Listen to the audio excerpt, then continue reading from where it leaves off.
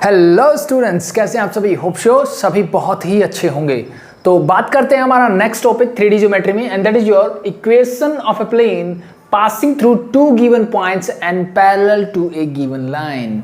अगर हम बात करें लास्ट से लास्ट लेक्चर के बारे में, जहां पे हमने इसी टाइप की कुछ इक्वेशन निकाली थी प्लेन की, वहां पे क्या था, सिंगल पॉइंट था और दो लाइन पैरेलल थी या दो लाइन प्लेन के ऊपर लाई करती थी।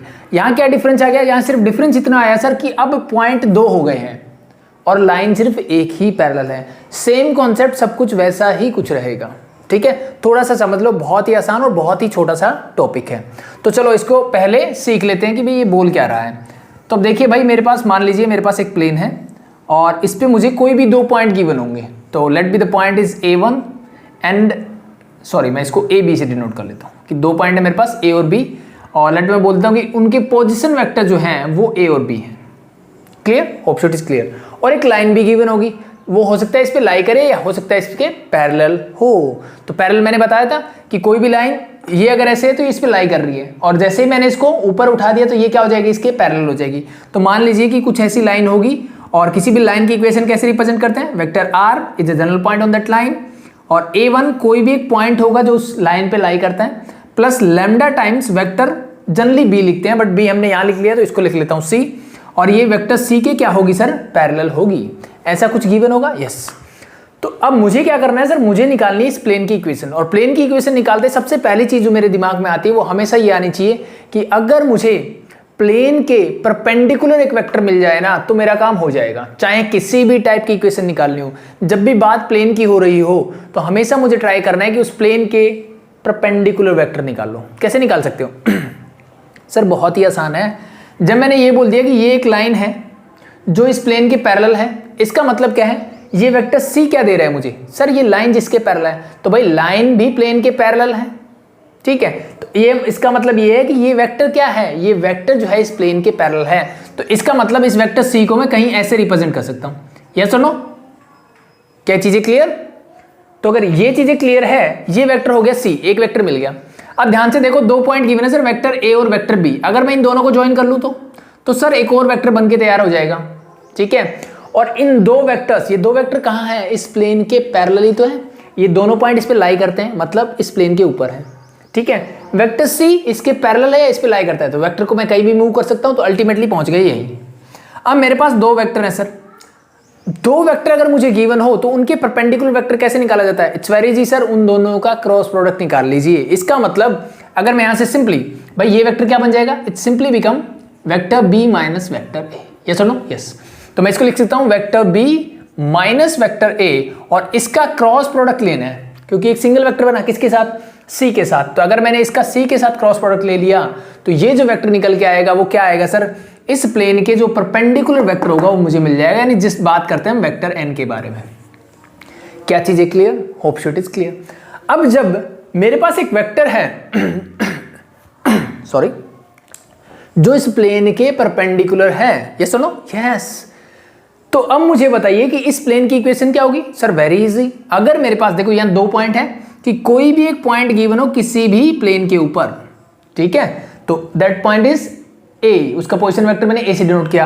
अगर मैं उसका डॉट प्रोडक्ट निकालूं किसके साथ, vector perpendicular to the plane, it is always equal to 0 and that is your required equation of a plane. Yes और no, yes.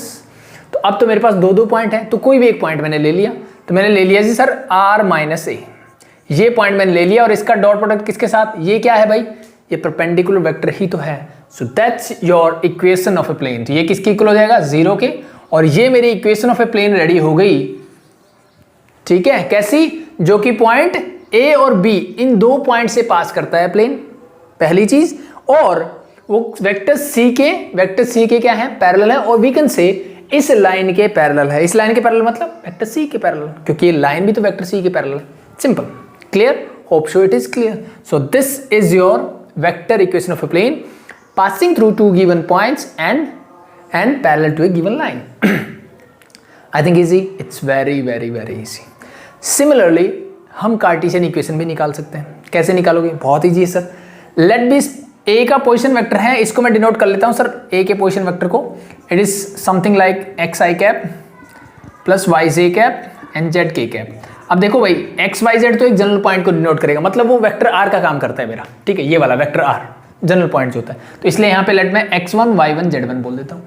Similarly second point is your vector b, इसको मैं x2 i cap plus y2 j cap and plus z2 k cap से denote कर लेता हूँ। कोई दिक्कत? Sir कोई दिक्कत नहीं है। And the last is your vector c, last मेरा क्या है? वेक्टर c, इसका पोजीशन वेक्टर कुछ भी हो सकता है। सो लेट मैं इसको डिनोट कर लेता हूँ x3 i cap plus y3 j cap, और अब चाहो तो z3 k कैप।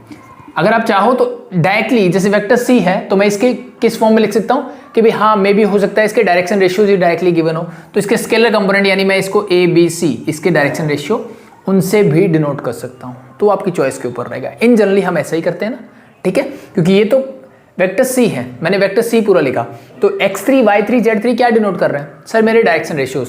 तो इनको बेटर रहता है कि कंफ्यूज ना हो आप, क्योंकि जनरली हम क्या करते हैं, ये क्या बता रहा है, ये सर एक कोऑर्डिनेट दिखा रहा है, तो बेटर है इनको एस से डिनोट कर लो आप, नो प्रॉब्लम, उससे कोई दिक्कत नहीं है। कॉन्सेप्ट समझ में आना चाहिए, दोनों में से कोई भी चीज़ कर लो, कोई प्रॉब्लम नहीं है। सो वेक्टर सी रेडी है, वेक्टर सी मैंने लिख दिया, वेक्टर ए और बी के दोनों के पोजीशन वेक्टर मैंने लिख दिए। क्या बनाना है मुझे बनानी है सर कार्टेशियन इक्वेशन। कैसे बनेगी?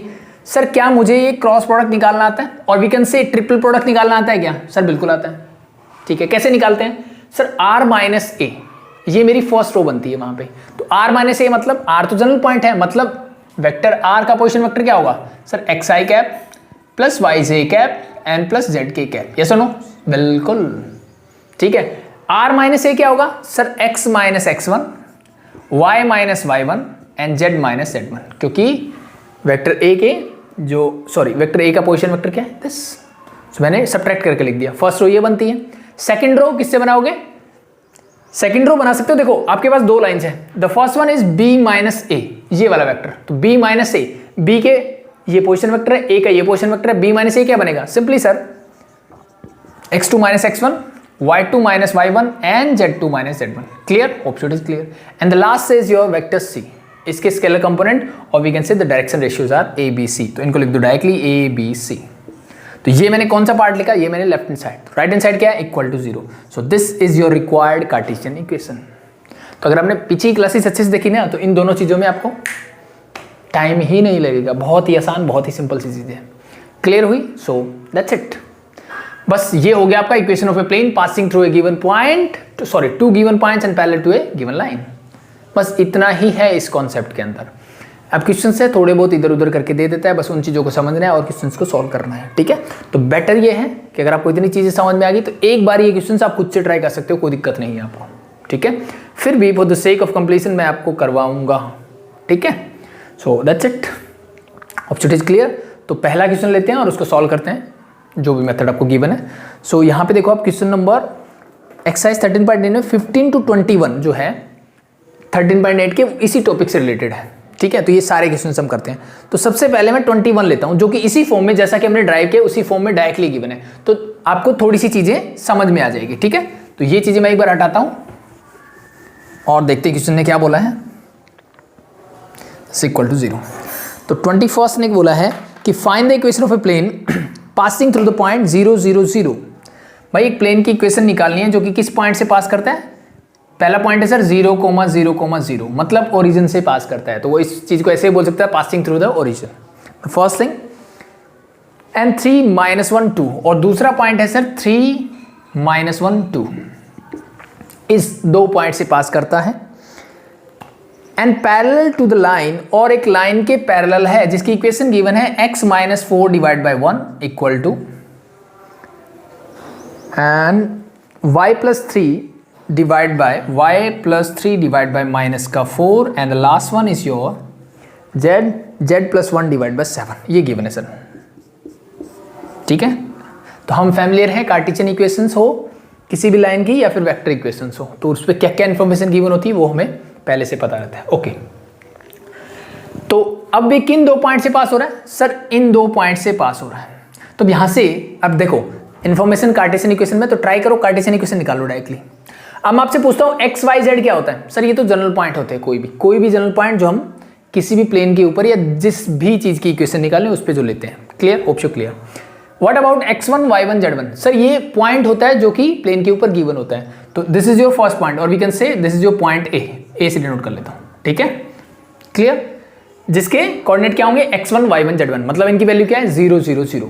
The second is your point b and that is your x2 y2 z2, x2 y2 z2, clear, hope so it is clear. And the last thing ABC, ABC क्या होता है sir? ABC होता है जो भी line है plane के parallel उसके डायरेक्शन रेशियोज, तो कार्टेशियन इक्वेशन में वो कहाँ मिलते हैं सर? वो यहाँ मिलते हैं, यस और नो? यस, दैट्स इट, बस सारी इंफॉर्मेशन है, just you have to put the values. So लिखोगे कैसे? So equation of a plane passing through this and parallel to the line this क्या होगी? Just put the values here. So x minus x1, तो x minus x1 तो 0 है, तो x minus क्या हो जाएगा? चलो एक बार लिख लेते हैं। Then y minus y1 is 0, z minus z1 is also 0. Now the next is x2 minus x1, तो हमारा होगा 3 minus 0 अब, -1 minus 0 and the last one is 2 minus 0, क्योंकि x1 सब 0 है। एंड नीचे क्या आएगा? ABC, तो this is your -4 and 7 whole equal to 0। बस इसको सॉल्व करना है and you get your equation, करें, ठीक है। होप शो पहले वाली चीजें लिख लोगे कि equation of a plane passing through point this and parallel to the line this. अगर ऐसा है तो फिर मुझे ये इन्फॉर्मेशन निकाल लेनी चाहिए बस कि ABC x1 y1 z1 और x2 y2 z2 क्या है। बस ये दो सिंपल सी लाइन लिखनी है एंड सॉल्व करना है, ठीक है। ये तो बच्चों वाला हो गया। ये माइनस करोगे तो ये x y z ही बचेगा। 3 - 0 is 3, -1 - 0 is 0, 2 - 0 is 0, ठीक है। तो एक छोटा सा डिटरमिनेंट है जिसको मुझे सॉल्व करना है। तो फर्स्ट रो के लॉन्ग एक्सपेंड करते हैं। सो इसकी इससे मल्टीप्लाई करो, इसकी इससे करो, ये हो जाएगा -7, ये होगा -8, बट बीच का माइनस साइन प्लस का 8, सो दिस बिकम 1। तो यानी x का कोएफिशिएंट क्या आएगा? 1। काम खत्म, यस। नेक्स्ट बढ़ते हैं y के लिए। पहले तो माइनस लगाओ। अब ये कॉलम और ये रो छोड़ दो। 7 3 जा, दिस इज 21, 1 × 2 दैट इज 2 और माइनस का 2, तो ये क्या आएगा? माइनस का 19y। The last one for z solve करो। अब ये और ये छोड़ दो, सो दिस बिकम माइनस का 12 और ये हो जाएगा सर -+1, क्या बचा? माइनस का 11, so -11 z whole equal to 0। This is your required equation, ठीक है। यहाँ पे देखो d मिसिंग है ना। d क्यों मिसिंग है? क्योंकि ये ओरिजिन से पास हो रही है। Clear? Hope so it is clear. So इस वन को लिखो ना लिखो कोई फर्क नहीं पड़ता। तो this is your required equation of a plane which passes through the 2 given point AB and parallel to this line. Clear? Hope so it is clear. Easy, I think बहुत ईजी है, ठीक है। तो हटा दो इसको भाई, बस इसी बेस करना है। अब ये जो इक्वेशन थी इसको वेक्टर इक्वेशन में होप शो आपको चेंज करना आता है तो आप आराम से कर सकते हो, नो प्रॉब्लम। सो चलो अब मूव करते हैं वापस से और क्वेश्चन नंबर 15 देखते हैं इसका। Determine the equation of a plane which passes through the line. अब मुझे लाइन गिवन है sir x - 3 / 2 is equal to y + 2 / 9 and z - 4 / -1. तो determine the equation of a plane which passes through this line and the point -6 3 2. अब ये information मेरे पास given है। अब मुझे बताइए इक्वेशन कैसे निकालें। तो अभी हमने बात क्या की थी, क्वेश्चन जिस टॉपिक पे कर रहे हैं अगर मैं उसकी बात करूं तो उसने मुझे बोला कि एक लाइन मुझे मिलेगी, सॉरी एक प्लेन की इक्वेशन मुझे निकालनी होगी जो 2 गिवन पॉइंट से पास करता हो और एक लाइन के पैरेलल हो, ठीक है। तो पैरेलल लाइन तो मुझे दिख गई है रीजन, ठीक है। पैरेलल लाइन दिख गई, इसका मतलब मुझे ABC भी मिल गया। Clear? Hope so it is clear. Now एक पॉइंट से पास करती है, इसका मतलब मुझे x1 y1 और z1 भी मिल गया, इससे भी कोई दिक्कत नहीं है। बात रह गई कि मेरे पास सर x2 y2 z2 यानी सेकंड पॉइंट कहाँ है मेरा, वो कहाँ से निकालूं मैं। तो अगर सेकंड पॉइंट चाहिए तो स्टेटमेंट को एक बार फिर से ध्यान से पढ़ो। क्या बोला स्टेटमेंट ने, वापस से पढ़ता हूं मैं कि find determine the equation of a plane which passes through the line this. अब उसने ये नहीं बोला कि लाइन इसके पैरेलल है, इसने बोला कि ये जो प्लेन है ना ये इस लाइन से पास करता है, मतलब ये लाइन जो है इस प्लेन के ऊपर ही है, इस प्लेन पे लाई करती है। तो अगर ये लाइन जो है इस प्लेन पे लाई करती है, इसका मतलब सीधा सा है भाई कि इस लाइन पे जो भी पॉइंट होगा वो इस प्लेन पे भी होगा। यस और नो? यस। तो इस लाइन पे कौन सा पॉइंट है भाई, क्या हम आइडेंटिफाई कर सकते हैं? सर बिल्कुल, x - 3 मतलब x कोऑर्डिनेट होगा उस पॉइंट का 3 सर, y + 2 है, 2 का साइन चेंज करो दैट इज -2 और z -4 है तो माइनस का +4, यानी ये दूसरा पॉइंट होगा जहां से ये लाइन पास करती है। और जब ये लाइन पास करती है तो ये इसी प्लेन पे है, तो इस प्लेन पे भी है। ये सुनो, यस, तो मेरे पास 2 पॉइंट मिल गए भाई। तो x1 y1 z1 है मेरे पास, x2 y2 z2 है, just put the values and gate your answer. a b c भी है मेरे पास, ठीक है, करके देखे फटाफट से, चलो कर लेते हैं, मैं डायरेक्टली सोल्व करूंगा, ठीक है। तो ये चीज समझ में आ गई। तो ये चीज थोड़ा स्टेटमेंट में जाना है कि उसने बोला क्या है। उसने बोला कि लाइन जो है उस प्लेन से पास करती है। अब एक पॉइंट नहीं है, लाइन ही पास कर रही है, और एक लाइन मुझे इतनी इंफॉर्मेशन देती है कि उस लाइन पे एक पॉइंट होता है और उसके डायरेक्शन रेशियोज, 2 चीजें मुझे मिलती है। तो डायरेक्शन रेशियोज ये रही, मतलब a b c मेरा ये रहा, एंड x2 y2 z2 मेरा ये रहा, x1 y1 z1 मेरे पास ऑलरेडी गिवन है, ठीक है, जस्ट पुट द वैल्यूज, ठीक है। अब कई बच्चों को मैं बता दूं, वैसे तो मैं बहुत बार बता चुका हूं कि जिन्होंने कॉन्टिन्यूस लेक्चर फॉलो किए होंगे ना उनको प्रॉब्लम नहीं है, ठीक है, बट फिर भी कुछ बच्चों के दिमाग में होगा सर इसी को x1 y1 z क्यों लिया, इसको क्यों ले सकते, ले लो भाई, कोई प्रॉब्लम नहीं है, आपकी इक्वेशन सेम आएगी, नो प्रॉब्लम, कोई दिक्कत नहीं है, ले सकते हो बिंदास, ठीक है, तो बिंदास ले लेना, कोई प्रॉब्लम नहीं। So just put the values x, y, z are the general points. So we can say x, y, z are the general point. अब x माइनस क्या होता है, x1 मैंने इसको माना है तो इसी को ले लेते हैं, माइनस माइनस ये हो जाएगा +6, y -3 हो जाएगा, z -2 हो जाएगा। Clear, hope it is clear. Now x2 - x1, y2 - y1 and z2 - z1 is there. So x2 मैंने इसको बोला तो 3 minus of -6 that become 9, plus का माइनस का 2 माइनस का 3 माइनस का 5, 4 - 2 यू गेट 2। सो ये आ गया मेरा second. Third is 2 9 and -1 whole equal to 0, ठीक है, फटाफट से सॉल्व करते हैं। तो the first is x + 6, first row के लॉन्ग एक्सपेंड कर रहा हूं मैं, दिस बिकम प्लस का 5 माइनस का 18, क्या बचेगा माइनस का 13, सो दिस इज योर -13। अब y -3 के लिए एक साइन तो माइनस का आएगा, डिटरमिनेंट वाला एक्सपेंड करते टाइम जो आता है, ठीक है। Now solve. सो अब क्या करोगे भाई, इसको छोड़ दो, 9 × -1 माइनस का 9, बीच में माइनस का साइन, 2 2 जा 4, तो क्या गया माइनस का 13 again. The last one is for z -2, ठीक है। वैसे समझाने के बाद ये चीज़ तो आप खुद से भी कर सकते हो।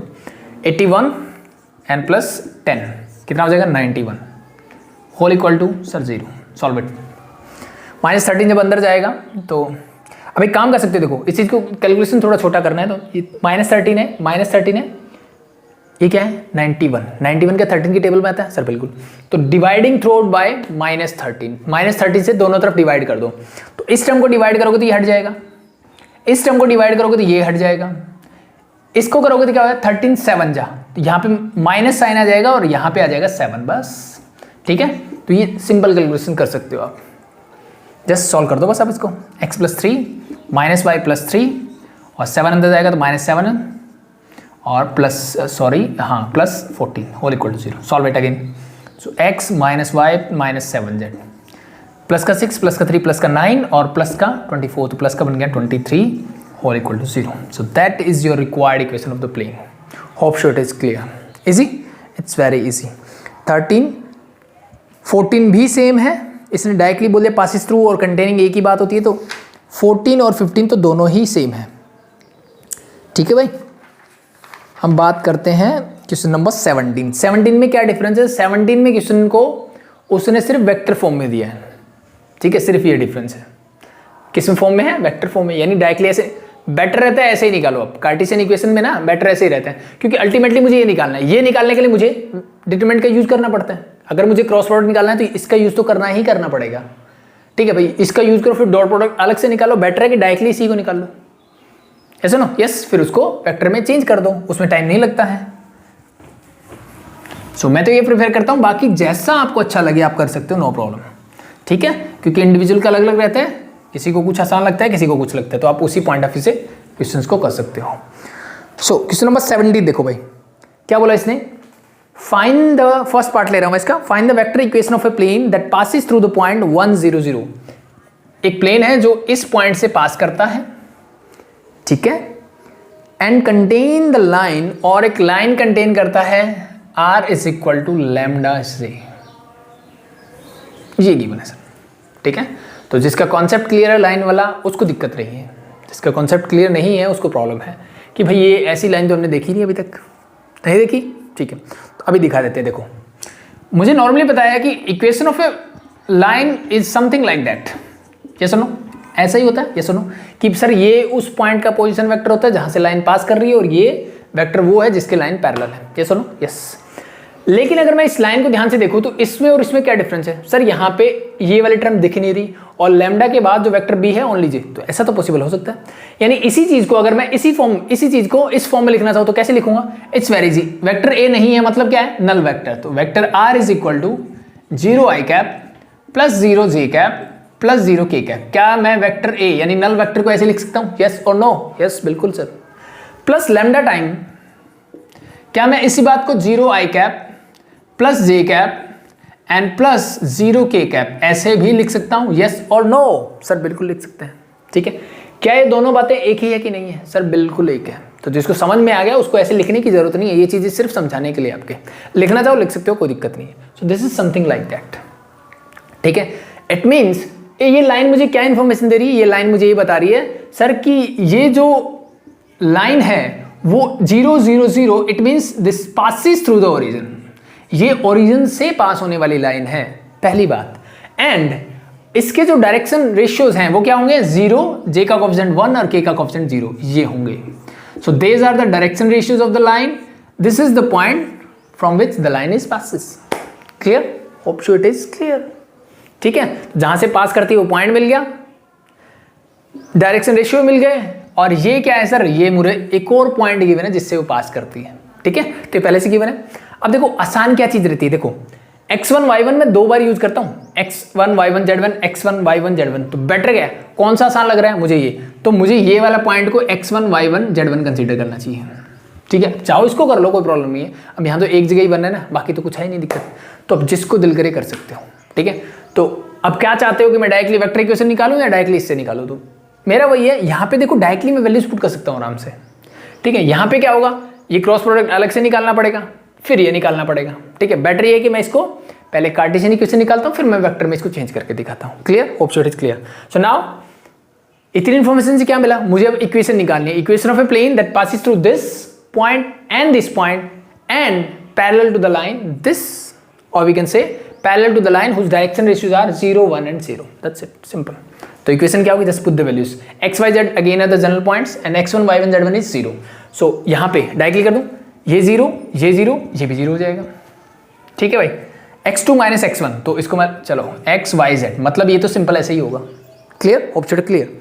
Then the next is x2 minus x1, तो मैंने x2 इसको बोला, तो 1 minus 0 is 1, 0 minus 0 0 and 0। Clear? Hope so it is clear. The next one is ABC, ये ABC क्या है सर, डायरेक्शन रेशियोज क्या क्या है sir, 0 1 0 whole equal to 0। Now solve it. So जो सॉल्व करोगे तो x के साथ देखो क्या आएगा, 0, ये भी 0, सब कुछ आएगा 0 से। y के साथ माइनस y इंटू ये और ये छोड़ेंगे तो 1 इंटू 0 0 0 इंटू 0 0, ये भी 0 सर। अगली देखो z के साथ क्या आएगा, सो ये और ये छोड़ देते हैं। ठीक है, z लगा दिया। नाउ 1 इंटू 1, सर यहाँ 1 आ गया, होल इक्वल टू 0, तो ये दोनों तो 0 हो गए, मेरे पास क्या बचा, z equal to 0। So that is the required equation of the plane. Yes और नो? यस। तो ये मेरी एक रिक्वायर्ड इक्वेशन मिल गई, हो जाएगा, इट्स सिंपल, हो जाएगा सर। अब इसको वेक्टर में कैसे कन्वर्ट करोगे, इसी इक्वेशन को वेक्टर इक्वेशन में कैसे कन्वर्ट करोगे, ये हटा दो। ठीक है, बड़ी इक्वेशन अच्छी दिख जाती है ना, बच्चे फटाफट कर लेते हैं, ऐसा दिखते फिर उनके हाथ पांव फूलने शुरू हो जाते हैं। क्या करते हैं नॉर्मली, हमारा काम क्या होता है सर, हमें जो इक्वेशन गिवन होती है कोई भी, चाहे कार्टेशियन हो, कार्टेशियन में कैसे मिलता है सर, ऐसे मिलता है, ax plus by plus cz is equal to d, लिखो या ना लिखो डजंट मैटर, 0 कुछ भी हो डजंट मैटर।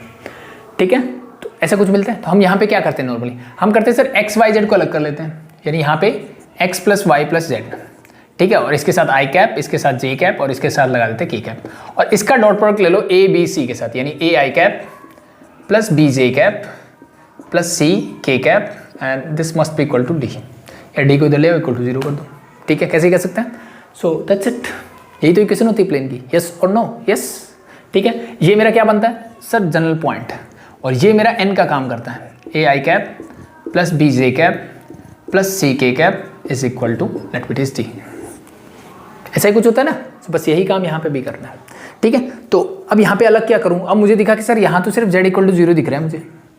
ठीक है, कर सकते हैं, कैसे कर सकते हो, ध्यान से देखो, x y z में लिखो इसको, सिर्फ z, तो मैंने लिख दिया sir x i cap plus y j cap plus z k cap. Clear? Hope so it is clear. Dot product, अब ये जो वेक्टर होता है ये क्या होता है, इनके कोफिशिएंट्स का। तो मुझे ये बताओ यहाँ पे एक्स वाई दिख रहा है क्या? नहीं सर, यहाँ दिख रहा है, लेकिन अब ध्यान से देखो, एक्स का कोफिशिएंट क्या है? 0, वाई का क्या है? 0। इसका मतलब simply 0 I cap plus 0 J cap and के के आगे 1 है सर, तो यहाँ पे आ जाएगा K cap and this is equal to again 0। ये सुनो, यस। तो ये मेरा क्या बनेगा? अब इनकी मल्टीप्लाई करके देख सकते हो अगर आपको डाउट लग रहा है। x into 0 is 0, Y into 0 is 0, J into K है, तो क्या बचेगा? z, z equal to 0 is there. So that's simple. तो ये बन जाएगा वेक्टर r डॉट, ये क्या बन जाएगा? सिंपली मैं वेक्टर k लिख सकता हूं and that is equal to 0। So that is your required equation of the plane. Hope so it is clear. That's it. हो जाएगा भाई, that's it, simple. So that's your question number 17। Second part आप खुद से कर सकते हो, उसमें कोई दिक्कत नहीं है। वहां पे एक पॉइंट गिवन है कंटेनिंग द लाइंस। सो अब वो फुल फॉर्म में दे दिया, मतलब इस फॉर्म में दिया हुआ मुझे, तो एक पॉइंट तो गिवन ही होगा, एक पॉइंट ये रहा और वेक्टर बी यानी एबीसी की वैल्यू मुझे ये दे देगा। 17 का सेकंड पार्ट आप खुद से करेंगे। क्वेश्चन नंबर 18 देखो। अब क्वेश्चन नंबर 18 आपको लगेगा जो पहले जो हमने क्वेश्चन किया था ना वैसा ही कुछ है, ठीक है? तो आप बिल्कुल वैसे भी इस क्वेश्चन को कर सकते हो, ठीक है? कैसे? देखो एक बार। 18 ने क्या बोला है कि find the equation of a plane which contain two parallel lines. Two parallel lines क्या हमने पहले निकाला था? Yes sir. एक क्लास अगर बीच वाली छोड़ दे, उससे पहले वाली क्लास में हमने क्या किया था? यही काम किया था कि equation of a plane which passes through a point and parallel to two given lines. हम बात कर रहे थे आज एक ही गिवन लाइन की। तो ये वाला क्वेश्चन जो है ना आप दोनों तरीके से कर सकते हो, लास्ट क्लास के हिसाब से भी और आज के हिसाब से भी। कैसे? देखो, मुझे इक्वेशन गिवन है sir x minus 4 divide by 1, y minus 3 divide by minus का 4, z minus 2 divide by 5। The first line is this and the second one is x minus 3 divided by 1, y minus 2 divided by minus का 4, z by 5। तो मैं सिर्फ आपको समझाऊंगा ये चीज़ कैसे करनी है, करोगे आप खुद से, ठीक है? और क्वेश्चन नंबर 19 जो है आपको पहले एक पॉइंट गिवन है and the two lines parallel given है, तो ये पिछले टॉपिक का है क्वेश्चन, तो वो आप खुद से करेंगे। ये दो लाइंस हैं और इसने बोला क्या, एक बार फिर से पढ़ता हूं मैं कि find the equation of a plane which contain the two parallel lines. एक प्लेन की इक्वेशन निकालनी है भाई मुझे जो कि इन दो लाइंस को क्या करता है? कंटेन करता है। मतलब ये दोनों लाइन इसी प्लेन के ऊपर हैं। जब ये दोनों लाइन इसी प्लेन के ऊपर है, इसका मतलब इन दोनों लाइंस पे जो भी पॉइंट होगा वो इसी प्लेन पे होगा कि नहीं होगा? सर बिल्कुल होगा। तो वो दो पॉइंट कौन कौन से हैं? सर एक पॉइंट पहली लाइन से मिलता है 4, 3 and 2। यस और नो? यस। ये वाले जो नंबर्स हैं इनके साइन चेंज करके लिख दो। दूसरा पॉइंट यहां से मिलेगा सर 3, 2 और z के साथ कुछ नहीं है, मतलब क्या होगा? z माइनस 0 मतलब 0। तो ये वो दो पॉइंट है जहां से मेरा प्लेन क्या करता है? पास करता है। और किसके पैरेलल? दो लाइनें हैं, जिसका दिल करे ले लो, ठीक है? तो ये वाली लाइन ले ले सर, उसके 1, -4 and 5 हो जाएंगे, ठीक है? तो चाहे आप ये लो चाहे वो लो, उस बात से फर्क नहीं पड़ेगा। और नॉर्मली देखो दोनों के क्या गिवन है, सॉरी दोनों के ही डायरेक्शन रेशियो सेम है, ठीक है? तो धरने की जरूरत नहीं है। A B C are ready? Yes. दो पॉइंट्स रेडी। तो सेम कॉन्सेप्ट से आप इसकी इक्वेशन निकाल सकते हो, ठीक है? तो वो हम पढ़ चुके हैं। क्वेश्चन नंबर 19 एज यूजुअल, जैसे मैंने बोला कि ये जो है मेरा लास्ट लेक्चर जो हमने किया था, equation of a plane passes through a given point and parallel to two given line, उस कॉन्सेप्ट से आपको करना है। तो ये आप खुद से करेंगे। एंड 21 में करवा चुका हूँ। 20 the last one, find the equation of plane contain the line this and perpendicular to the plane. अब देखो इसने थोड़ा सा चेंज किया। इसमें क्या चेंज किया कि find the equation of plane containing the line. एक लाइन मुझे गिवन है sir x plus 1 divide by 2, इसको कंटेन कर रहा है, मतलब ये लाइन उस प्लेन के ऊपर है।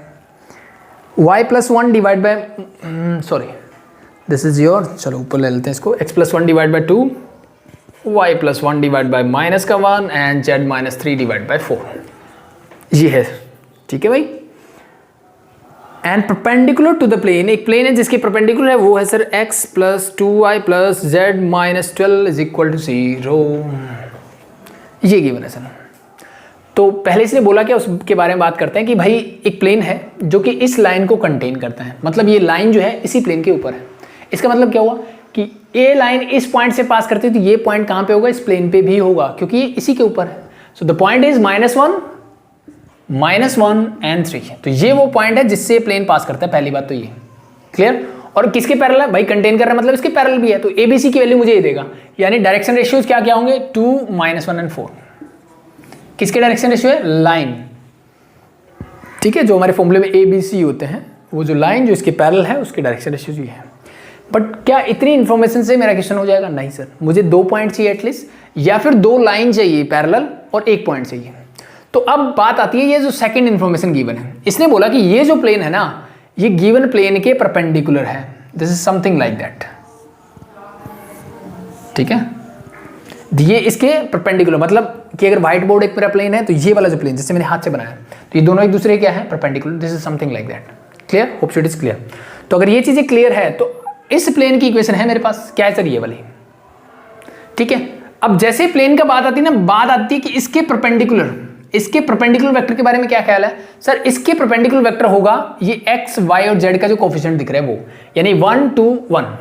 तो 1 2 1, अगर मैं इसको ऐसे लिख दूं तो ये क्या है? These are the direction ratios of a vector which is perpendicular to this plane. Yes or no? Yes. अब मैंने बोला कि दोनों प्लेन क्या है सर? एक दूसरे के परपेंडिकुलर हैं। दोनों प्लेन क्या है? एक दूसरे के perpendicular. This is something like that. अब ये वाला प्लेन जो है, इसके परपेंडिकुलर अगर कोई वेक्टर होगा तो वो इस प्लेन पे क्या होगा सर? इसके अपने आप पैरेलल हो जाएगा, या फिर इसके परपेंडिकुलर लोगे तो वो इस वाले प्लेन के क्या हो जाएगा सर? पैरेलल हो जाएगा। तो नेक्स्ट पैरेलल लाइन मुझे कहां से मिल रही है सर? मुझे ये देगा। Yes no? यस, या पैरेलल वेक्टर बोल दो तो इसी बात को मैं i cap plus 2j cap and plus k cap इस फॉर्म में तो लिख सकता हूं ना। ये क्या है? This is the vector parallel to this plane. और एक इंफॉर्मेशन मुझे इस लाइन ने दे रखी है कि भाई इसके डायरेक्शन रेशियोज क्या क्या है? कौन से लिखे थे हमने? 2 -1 और 4। इट मीन दिस, ये भी क्या है? इस प्लेन पे कंटेन है, मतलब इस प्लेन के पैरेलल वाले के ही है। तो एक डायरेक्शन रेशियो ये है सर मेरे पास, एक डायरेक्शन रेशियो का काम कर रहा है मेरा ये, ठीक है। तो यहां से क्या बनेगा? परपेंडिकुलर निकल जाएगा किस प्लेन के? इस वाले प्लेन की, और एक पॉइंट से पास होता है। तो अगेन ये लास्ट क्लास का क्वेश्चन है कि equation of a plane which pass through a point and parallel to 2 given line. एक लाइन का काम ये कर रहा है, एक लाइन का काम ये कर रहा है, एक पॉइंट का काम ये कर रहा है। तो होप शो कर सकते हो, ठीक है, ठीक है। तो लास्ट मेथड जैसा है। तो सबसे पहला काम, अगर कार्टेशियन इक्वेशन निकालनी तो एक्स वाई जेड मेरे जनरल पॉइंट बनते हैं। Just no? यस। अब x1 y1 z1 जिस पॉइंट से ये पास करता है, तो किस पॉइंट से पास कर रहा है? -1 -1 3। सो यहाँ पे +1 हो जाएगा, again +1 and this -3। Clear? Hope so it is clear. अब दो वेक्टर जिनके पैरेलल है ये, उनके डायरेक्शन रेशियोज क्या क्या है? 2 -1 और 4। तो पहला लिख दिया मैंने 2 -1 एंड 4। दूसरा क्या है सर? 1 2 1। That's it. इक्वल टू कर दो 0। क्या चीज़ समझ में आई भाई?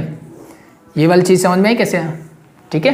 तो सर एक वेक्टर, इसलिए मैंने वेक्टर फॉर्म में लिखा, ये वेक्टर है जो इसके प्लेन, मतलब ये कहीं ऐसे ऐसे होगा इसके पैरेलल, ठीक है। दूसरा वेक्टर इससे बन रहा है, तो this is your 2i cap minus j cap plus 4k cap. तो यहाँ x2 x1 वाला फंडा नहीं है। तो इन दोनों से मैंने क्या निकाल लिया? क्रॉस प्रोडक्ट यानी परपेंडिकुलर, और डॉट प्रोडक्ट जब इसके साथ निकालोगे, ठीक है, तो क्या बनेगा? Equal to 0। That's simple. Solve it and you get your answer, ठीक है। तो ये वैसे लास्ट क्लास का क्वेश्चन था, बट आई थिंक बीच में आगे था इसलिए छूट गया। तो you can try it yourself, और इसके आगे तो कुछ करना भी नहीं है, हो गया है। So that's all about this topic, ठीक है भाई। तो होप शो चीज़ें क्लियर हैं, चीज़ें समझ में आ रही हैं। सो नेक्स्ट क्लास में बात करेंगे नेक्स्ट टॉपिक के बारे में। सो अभी के लिए आई थिंक इतना इनफ है। तो कोई भी डाउट हो कमेंट सेक्शन में पूछ सकते हैं, या फिर डिस्क्रिप्शन में डाउट ग्रुप का लिंक मिल जाएगा, वहाँ से उसको ज्वाइन करके अपने डाउट ले सकते हैं। अभी के लिए इतना इनफ है। Thank you.